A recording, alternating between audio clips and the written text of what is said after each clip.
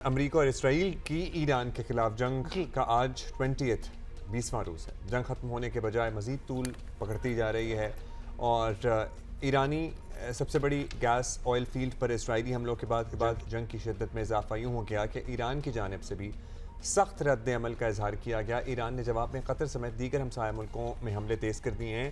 And ये जो Iran और कतर की गैस फील्ड है ना, ये एक ही है बेसिकली फील्ड। ठीक है, समझ आ गई ना। हाँ। सो ये एक ही ज़ख़ीरा है, कुछ इनका है कुछ उनका है। अच्छा, ईरानी सदर जो है ना, उनका कहना है कि गैस फील्ड पर हमले के बाद दुनिया के लिए सूरत हाल जो है वो काबू से बाहर हो सकती है। और दूसरी तरफ रियाद में अरब और इस्लामी ममालिक के मुशावरती इजलास का एलामिया भी जारी हो गया है और एलामिया में कहा गया है कि खलीजी ममालिक पर ईरानी हमले किसी सूरत जायज़ नहीं है। सऊदी वज़ीर ख़ारजा ने वाज़े किया है कि उनका मुल्क ईरान के हमलों के ख़िलाफ़ फ़ौजी कार्रवाई का हक़ महफूज रखता है, बिल्कुल रखता है।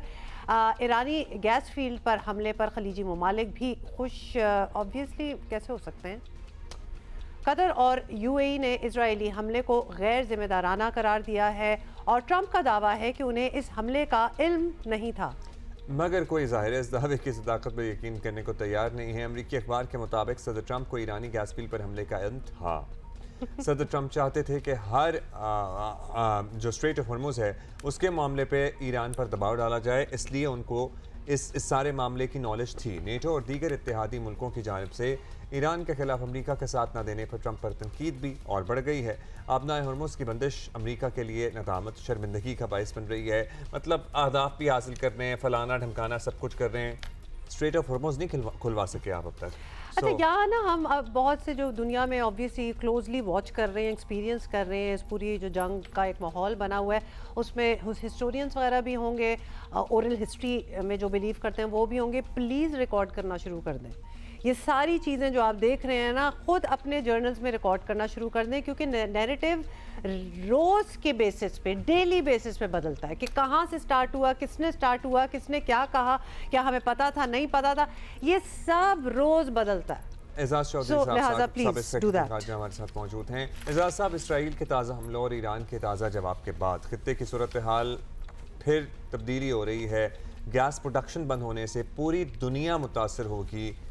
क्या लगता है आपको, अब चांस है कि यूरोप, चीन, रूस वगैरह बराह रास्त इस मामले में अब एटलीस्ट ज़बानी कलामी तो मुदाखलत करें या आप भी ना करें? देखिए, रूस से स्टार्ट करते हैं। रूस तो फायदेमंद हो रहा है जी उसको, बल्कि उसका जो हाई सीज पे तेल पड़ा था टैंकर्स में, अमेरिका ने उसके लिए भी सैंक्शंस उठा दिए हैं, तो वो भी बेच रहा है। तो उसको कोई मेरे ख्याल में मुश्किल उस तरह से दिक्कत नहीं है। ठीक है, ईरान एक एलाय है, वो नहीं चाहेगा उसके खिलाफ, तो उसकी हमदर्दियाँ उनके साथ हैं, लेकिन कुछ अमलन मैं नहीं समझता कि सिवाय इसके कोई इंटेलिजेंस कम्युनिकेशंस में मदद कर रहा है, वो और ज़्यादा कुछ नहीं कर रहा। तेल की कम अज़ कम अदम फराहमी से उसको मसला नहीं है।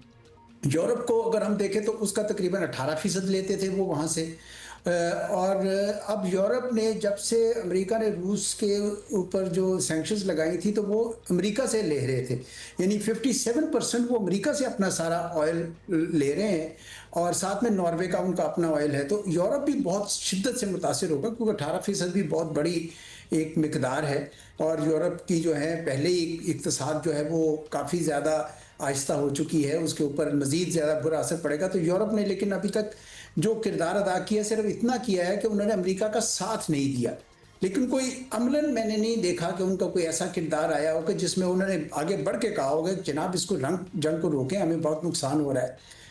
और तीसरा फरीक जो है वो जो चीन है वो सबसे ज़्यादा मुतासर हो रहा है। देखिए, 50% जो है उसका तेल जो है वो इन गल्फ से आता था, ईरान का तो 90% वो उठाते थे। तो इसलिए चीन के लिए बहुत ज़्यादा इस वक्त मेरा ख्याल है मुश्किल पैदा हो गई है और चीन को कुछ करना होगा। ठीक है, उनके बहुत बड़े रिजर्व्स हैं, उनके पास कई महीनों के रिजर्व्स हैं, लेकिन फिर भी मेरा ख्याल में उनको कोई किरदार अदा करना चाहिए।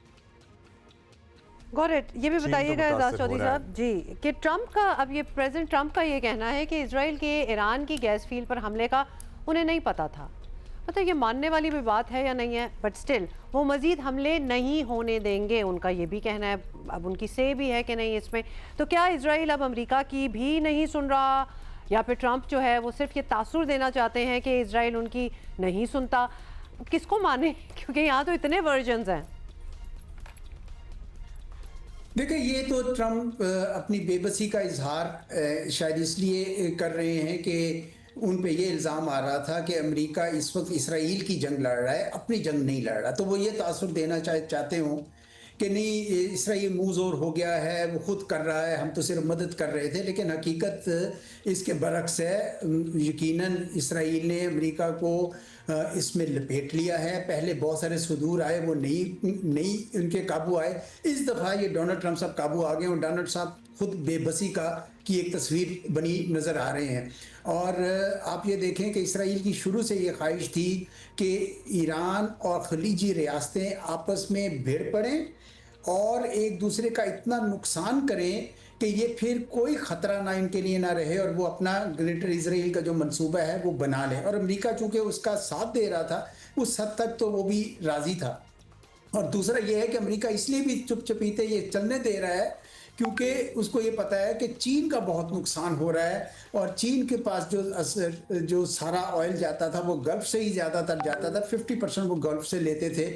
तो इस वजह से अमेरिका भी एक लिहाज से उसका साथ दे रहा था।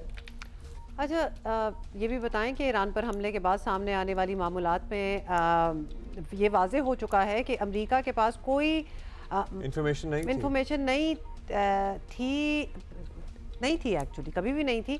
तो अब अमरीकी इंटेलिजेंस के सरबराह जब पाकिस्तान के मिसाइल से मुतालिक अपनी मुबैना मालूमात जो हैं और अंदाजे शेयर करते हैं, बल्कि करती हैं, तो क्या इसे संजीदा लेना चाहिए?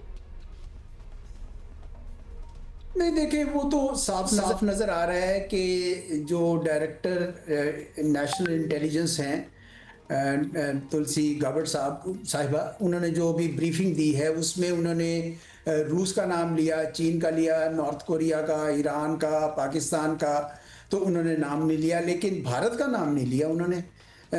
तो वो मैं कोई इंटरनेट पे देख रहा था कि क्यों नहीं लिया उन्होंने, तो जी वो उसमें तो यही लिखा था कि भारत का जो है उससे ख़तरा कोई नहीं है, वो स्ट्रेटेजिक पार्टनर है। और हालांकि भारत के पास जो इस वक्त मिसाइल बना रहे हैं, मिसाल के तौर पे जो अग्नि 5 जो उन्होंने बनाया है, जो ICBM है, इंटर कॉन्टिनेंटल बैलिस्टिक मिसाइल है, वो 5 से 8,000 किलोमीटर तक जा सकता है। वो अमेरिका के भी किसी भी गोशे में पहुंच सकता है। और इनके ताल्लुकात ज़रूरी तो नहीं कि किसी वक्त भी ठीक हो। तो ये एक लिहाज से बददियानती है उनकी तरफ से और पूरी पिक्चर अपनी आवाम को नहीं दे रहे हैं।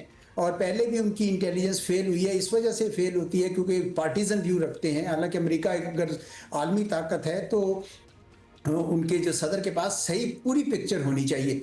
और मैं समझता हूँ कि पाकिस्तान ने तो कभी भी अपने मिसाइल जो हैं वो अपने खित्ते से बाहर उसका जिक्र ही नहीं किया। पाकिस्तान ने कभी भी जिक्र नहीं किया। हमने तो ये तक नहीं कहा कि हमने कहा जी सिर्फ और सिर्फ हमारा जो भारत से जो हमें ख़तरा है उसकी जारहियत को रोकने के लिए हमारा ये जो सारा एटमी प्रोग्राम भी है और मिसाइल प्रोग्राम भी है। बिल्कुल, बहुत शुक्रिया आपका एजाज चौधरी साहब। बहुत शुक्रिया एजाज चौधरी।